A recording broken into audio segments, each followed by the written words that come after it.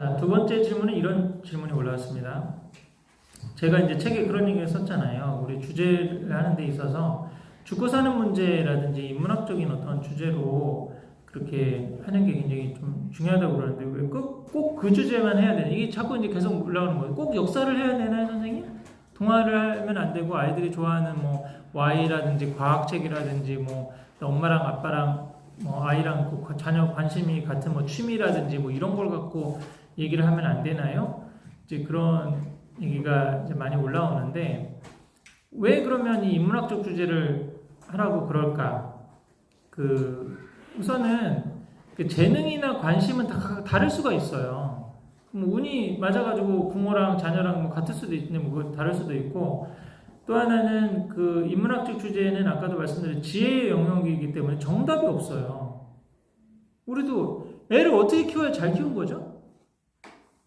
이거에 대해서 딱 답을 할 수 있나요? 명문대에 가가지고 뭐 전문직을 해서 그러면 행복한가요? 제가 요즘 주변에 그런 가정을 굉장히 많이 보거든요. 아빠는 그 뭔가 명문대를 나오셔서 법조인이야. 엄마도 명문대를 나오시고 유학까지 갔다 와서 굉장히 전문직이야. 근데 이 뭔가 굉장히 좀 고민이 많으세요. 좀 여러 가지 살아야 되냐 말아야 되냐 이거 사실 고민을 하고 그 뭔가 우리가 생각하기에 와 부럽고 저거 너무 행복한 가정이겠다 생각하고 그러면 그 둘 다 굉장히 또 머리도 좋고 공부도 많이 하신 분이에요. 그럼 애는 굉장히 똑똑할 것 같잖아요. 근데 또 그렇지도 않아. 또 그것 때문에 또 막 또 고민을 서로 막 하시고 막 이러는 거예요. 이게 제 주변에 저는 그런 분들 또 많이 보고 또 의사 선생님들도 좀 계시고 막 그런데 요즘 약간 최근 몇 주간 여러 가지를 좀 생각하게 됐습니다. 특히 이제 의사 선생님들 가운데 그 분야는 굉장히 전문적인데 인문학적 교양이 있나? 은퇴를 하고 난 다음에 그러니까 이걸 보면 알아요. 60, 70대에서 그 전문직을 해서 돈도 많이 벌고 해서 은퇴하셨어요. 그 이후에 어떻게 사시죠? 남은 인생은? 굉장히 사실 못했던 것도 하고 뭐 열심히 하고 뭐 이렇게 인생 멋지게 살 거고 노후 걱정이 없는 거예요. 그분들은 뭐 1년에 뭐 1억 얼마씩 해가지고 뭐 투자를 해놨든지 해가지고 먹고 사는 문제 다 해결됐어요. 근데 제가 만나 뵀는데 별로 행복하지가 않아. 이게.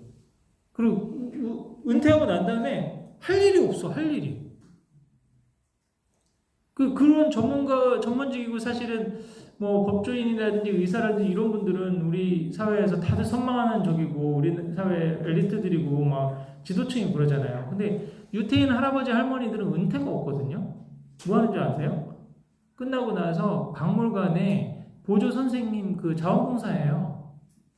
홀로코스트 박물관 같은 데 가서 막 설명해주고 그 다음에 본인은 삶은 연금으로 다 나오는데 아니면 그럼 뭐 아이들 가르치는 일들 가서 보조교사로 일한다든지 아니면 그 유태인 무슨 행사 같은 거 하고 그랬을 때 아이들 가가지고 뭐 이렇게 만들어준다든지 그리고 또 할아버지들은 계속 탈무드 토론 같은 거 하고 그러면서 또 아이들 중에서 뭐 모르거나 젊은 사람들이 물어보고 그러면 이게 다 물어보는 그러니까 우리나라 말하면 좀 덕망 있는 선비?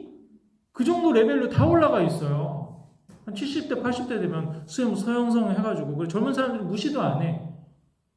나이들 지금 최근에 아는 굉장히 이분 사회적으로 성공하시고 그런 분인데 지금 나이가 드니까 저한테 이런 얘기를 하셨어요. 선생님, 늙은이는 사회적 약자예요.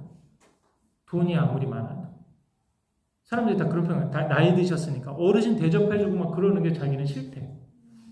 자기를 사회적 약자고 무능한 사람이 우리가 도와줘야 할 대상으로 그런 식으로 자기를 딱 바라보고 그 첫 전제부터 그렇게 시작을 한대. 이거 다 이렇게 해야 되는데 어르신이니까 힘드시겠죠? 이런 마음들부터 시작하는 게 자기는 막 싫으시다고 그러더라고요. 근데 유태인 사회에서는 그런 일이 없어요. 다 노인이 더 존경을 받고 더 많은 경험을 갖고 인생의 시행착오를 하고 탈무드를 알아도 더 많이 알고 이렇게 물어봐야 될 대상으로 생각하고 이러는 거죠. 그래서 사실은 이게 전문직이나 아니면 이렇게 지식적인 하브르타를 하지 않는 그런 것들이 가게 되는 저는 가장 큰 어떤 방법론이 사실 인문학이라 생각하고 인문학적인 주제를 해야 되는데 이게 죽고 사는 문제, 특히 이제 죽음을 많이 생각하면 그런 분이 제가 최근에 좀 영상 올렸던 분이 있죠. 그 고리들이라고 하는 그 고영훈 작가. 그분은 아버님이 월남전에 돌아가셨어요. 그래가지고 본인이 그 초등학교 내내 가장 큰 본인의 질문은 뭐였는지 아세요? 사람은 왜 살까? 죽는다는 건 무엇일까? 어렸을 때 이 고민이 너무 깊었던 거야. 자기는 아버지가 없으니까. 왜 태어나자마자 나는 이렇게 이 부분에 대한 답을 하기 위해서 초등학교 고학년 때부터 중학교 다닐 때까지 그런 성경, 불경, 뭐 그런 거 굉장히 많이 읽었다고 그러더라고요. 그래서 자기는 왜 그러면서 자기가 하나 깨달은 게 죽음의 문턱에서 삶의 의미를 깨달았다. 내가 죽고 난 다음에 어떻게 될 것이냐.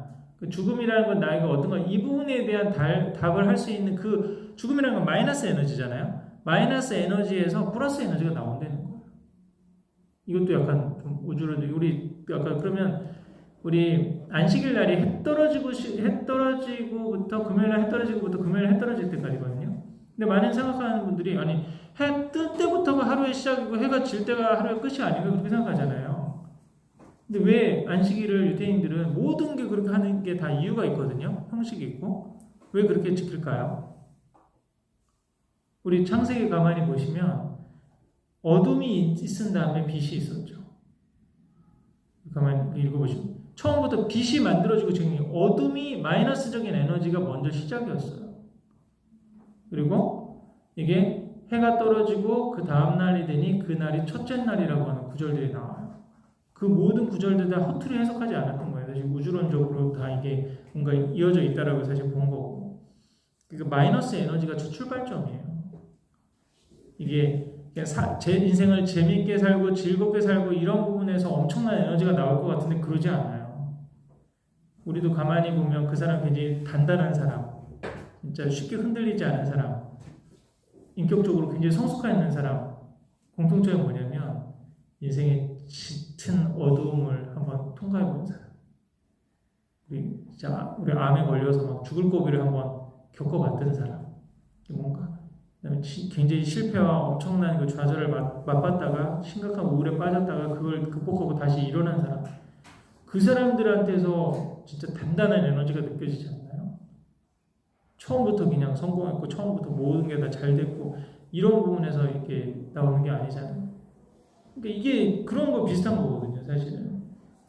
결국은 모든 철학과 종교의 궁극적인 답은 그 왜 사느냐인 건데, 왜 사느냐의 그런 답을 찾는 그 길턱은 그 과정이나 뭐 문턱은 즐겁고 행복하게 남들이 하는 것처럼 하고 뭐 셀피 찍고 여행하고 맛있는 거 먹고 이런 데서 구해지지 않는다는 거예요. 이게 오히려 내가 아플 때 아픈 게 더 심해져가지고 아무것도 못하게 되는 상태가 되게 죽음이잖아요, 사실은. 그런 죽음적인 상황에서, 마이너스적인 에너지 상황에서 나와야 되는 거기 때문에 그게 본질이라고 하는 거죠. 그거를 착각하면 안 되는 거죠. 우리 인생이 플러스적인 부분만 있는 부분이 아니기 때문에. 그래서 그 본질을 생각하니까 삶이 나오게 되고, 삶이 생각하니까 철학이 되고, 철학이 되니까 의미가 깊어지는 이런 과정을 이렇게 갖기 위해서 우리가 죽고 사는 문제를 사실 다뤄야 된다는 거죠. 그리고 과연 이게 죽고 사는 문제인가라고 하는 그 기준에서 보면 우선순위도 금방 정해지거든요.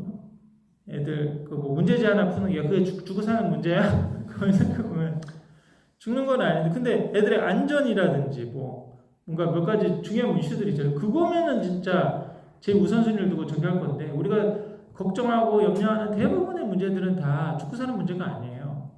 예. 그래서 우선순위도 좀 잘 정해질 수 있을 것 같고, 그래서 그런 부분에서 이제 해야 된다고 볼 수 있고요. 또 하나는 아이를 키우려고 하지 말고 자기를 키우라고 선생님께서 자꾸 얘기하시는데 그 의미는 무엇이고 방법은 어떤 것일까? 그래서 이것도 계속 해보면 아시겠지만 결국 모든 교육적 문제가 아이의 문제가 아니라 부모의 소신이나 철학의 문제일 가능성이 상당히 많거든요. 최근에도 어떤 부모님은 굉장히 아이가 조금 반응이 느린 거예요. 너무 소극적이고. 근데 그래서 처음에는 왜 우리 애는 이럴까 좀 또릿또릿하고 뭐 이렇게 어떻게 해서 그런 기대들이 많고 그거에 대한 실망과 뭐 그런 게 내가 과연 우리 아이가 뭐가 문제가 있을까 뭐 그런 데 굉장히 관심이 많았는데 가만히 아이를 관찰하다가 그런 생각이 점점 깊은 생각이 드니까 아이가 지금 보여주고 있는 많은 행동들이 본인이 사실은 다른 사람들한테 근데 그거를 본인은 감춰서 밝은 것처럼 하고 뭐 이렇게 하고 있지만 내 내면에 있는 내면의 모습 그 모습이 아이한테 그대로 투영해서 올라와. 근데 그게 또 너무 싫은 거죠. 어떤 의미에서는 가만히 보면 이 아이들이 보여주는 그런 모습들은 우리의 모습의 투영인 경우들이 상당히 많거든요. 그래서 그런 거를 아이의 문제라고 생각하지 말고 사실은 그거를 좀 인내하고 견딜 수 있는 어떤 내 안에 소신과 철학이 생기고 좀 나의 그릇이 커지게 되면 작은 차이나 아이가 조금 다른 아이들과 비교해서 좀 부족해 보고 이런 부분들이 별로 저는 크게 보이지 않는다고 생각합니다. 그래서 오히려 내 그릇이 커지면 또 아이들을 좀 담을 수 있는 그런 어떤 포용할 수 있는 마음도 커지기 때문에 그게 이제 본질적인 거라고 생각을 하고 또 결국은 이제 아무리 이렇게 우리가 많이 내공을 쌓고 공부를 해도 자꾸 그 마이너한 문제에 자꾸 휘둘리게 되잖아요. 문제지를 뭘 풀어야 되냐, 학원을 가야 되냐, 지금 이대로 공부를 해서 얘가 살아남을 수 있겠냐, 뭐 이런 부분들이 많이 생각이 되고 그러는데 우리 자신의 사실은 이게 모든 그리고 또 두려움은 대부분 무지에서 오는 경우들이 상당히 많거든요. 그래서 우리가 다른 그 미래 사회가 어떻게 될 거고 또 여기 상황에서 제일 중요한 게 뭐고 이런 것들을 하나하나 이렇게 가는 과정에 있어서 내 지식이 늘어나고 또 그 부분에 대한 확신이 늘어나고 그러면 걱정하게 되는 영역도 사실은 점점점 저는 줄어들게 되려고 생각하거든요. 그래서 그런 측면에서 이 본질적으로 이런 드린 말씀이